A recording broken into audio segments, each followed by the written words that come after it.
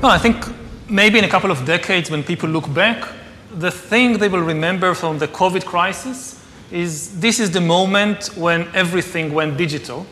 And if this was the moment when everything became monitored, that we agreed to be surveyed all the time, not just in authoritarian regimes, but even in democracies. And maybe most importantly at all, this was the moment when surveillance started going under the skin. Because really, we haven't seen anything yet.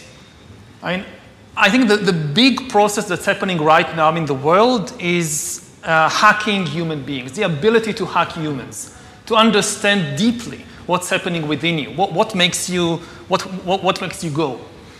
And for that, the most important data is not what you read and who you meet and what you buy, it's what's happening inside your body. So we had these two big revolutions, the computer science revolution, or the infotech revolution, and the revolution in the biological sciences. And they are still separate, but they are about to merge. They are merging around, I would say, the biometric sensor. It's the thing, it's the gadget, it's the technology that converts biological data into digital data that can be analyzed by computers. And having the ability to really monitor people under the skin, this is the biggest game changer of all.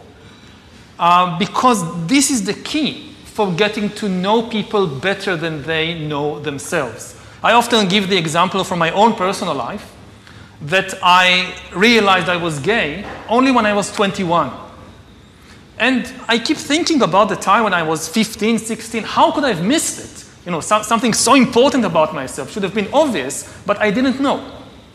Now, today, or in 5 or 10 years, any algorithm of Microsoft or Amazon or the government would be able to know such a thing when I'm 12 or 13, just by monitoring what's happening in my body, what's happening to my eyes when let's say I see a boy and a girl walking on the beach. Where do my eyes focus? So this is the crucial revolution, and COVID is critical because this is what convinces people to accept, to legitimize total biometric surveillance. If we want to stop this epidemic, we need not just to monitor people, we need to monitor what's happening under their skin, their body temperature. Like we walked in here, we had to go through a body temperature test. Even in Israel, it has become a national security issue, right? So again, I'm not against surveillance. It's an important tool, especially to fight epidemics. The question is, again, who is doing it and how? If you give it to the security service to do it, that's extremely dangerous. Yes, now they're using it to see whether you have the coronavirus. But exactly the same technology can determine what you think about the government. You know, anger is a biological phenomena just like disease. It's not some spiritual thing out there. It's a biological pattern in your body. With this kind of surveillance, I mean, you watch the big president, the big leader, gives a speech on television. The television could be monitoring you and knowing whether you're angry or not, just by analyzing the cues, the biological cues coming from your body. So now people are now watching us online, all over the world, this conversation.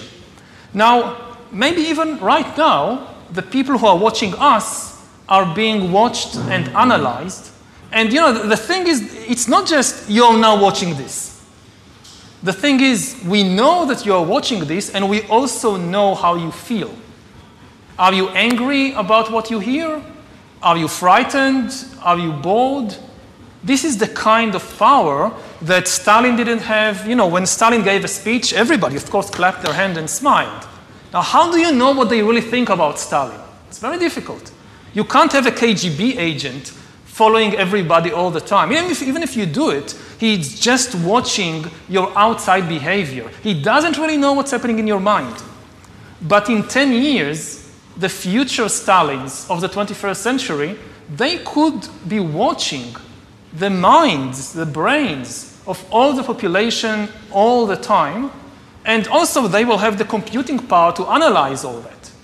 You know, it's not just having an agent following everybody all the time. The agent in Stalin's days writes a paper report, and you have these millions of paper reports piling up in Moscow. Somebody needs to read them, to analyze them. That's impossible. Now you don't need human agents. You don't need human analyzers. You just have a lot of sensors and an AI which analyzes it, and that's it. You have the worst totalitarian regime in history. And COVID is important because COVID legitimizes some of the crucial steps, even in democratic countries.